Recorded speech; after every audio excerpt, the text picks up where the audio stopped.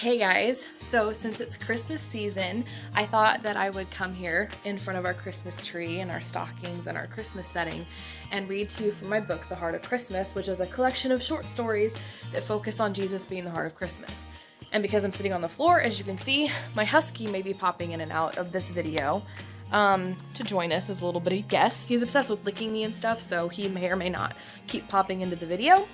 So I thought I would show you our Christmas setup, our Christmas tree, their little Christmas corner, and of course our swords, because we collect swords and stuff, and you guys know me as a writer. I'm obsessed with medieval weapons, so that has to be part of our Christmas setting, I suppose. So I'm reading from a story today in here. Don't know if you can see it, but it's called The Christmas Memory. So let's get right into it. Hope you enjoy. Marcia bent over with a light groan and pulled a ham out of the oven. It had been her and her husband's tradition to eat ham every Christmas. Their kids and grandkids had come over on Christmas Eve to celebrate, which left her and her husband Tom alone on Christmas Day. That was fine with both of them. As they grew older, they cherished every moment they had together. Smells delicious, dear. Tom walked into the kitchen and reached a hand out to steal a piece of the ham. Marcia lightly tapped it with a spoon she was using to stir the warm soup cooking on the stove. Enough of that, you old thief. It isn't quite finished yet.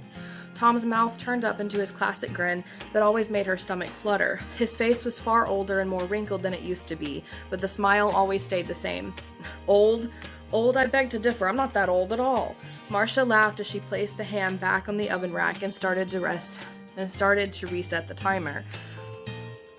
Interesting how you didn't even deny the thief part.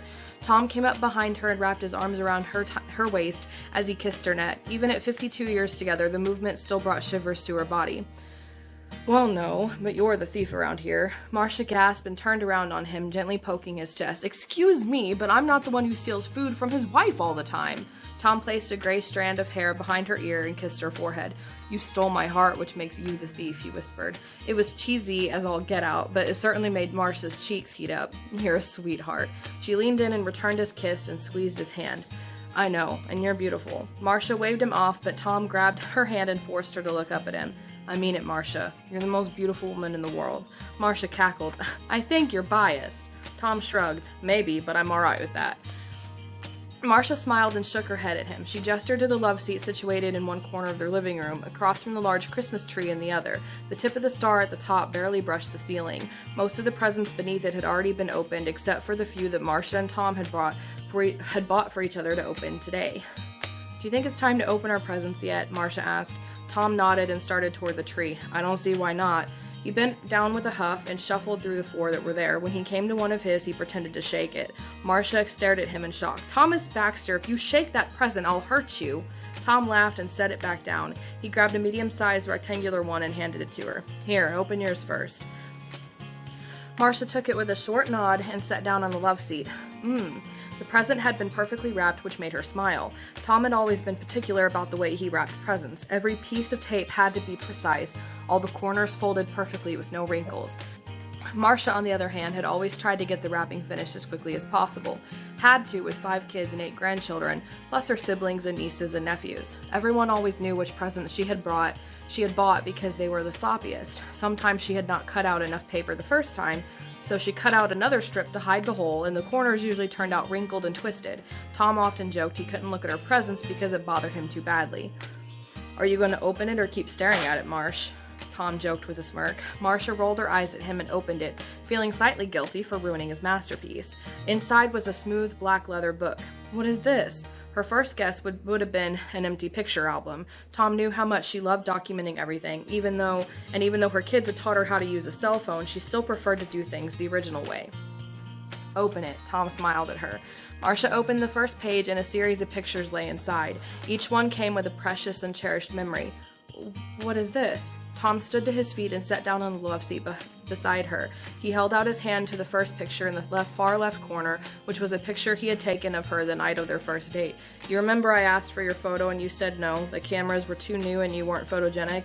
Marcia nodded. In it, her hair was sleek and brown again, her face young. She had the same hooked nose, the same brown eyes. She looked forward so that her side faced the camera as she held a hamburger from an old diner in her hands. You snuck one in, didn't you? Tom chuckled and nodded. Indeed I did, ma'am. The next photos showed a few they had taken together, their first summer together, leading up to some of the photos in preparation for their wedding. There were 3 pages dedicated to their wedding. Marcia not only had gone all out, but had focused heavily on the photos to remember the day. Tom had taken her to Hawaii for their honeymoon. He had been saving up for it for years, ever since their first date, he had told her. She smiled as each photo brought a new memory to her mind. Tom grabbing her around the waist and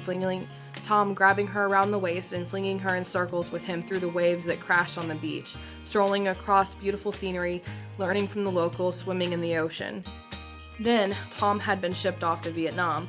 All the pictures Marcia had taken of their first child, which Tom had never met until their son was 4 years old, were all void of Tom. Then he had come home and the album had pictures of their children as they aged through school.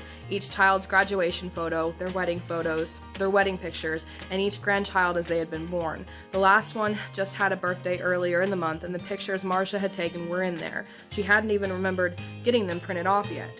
Tom, she gasped, staring at her husband. It's the story of our lives together, Marcia. Marcia grabbed his hands and kissed them and then leaned in to snuggle with the love of her life, her soulmate, the man she had spent 52 years with. I love you, Tom. This is a most wonderful gift. I love you, Marcia.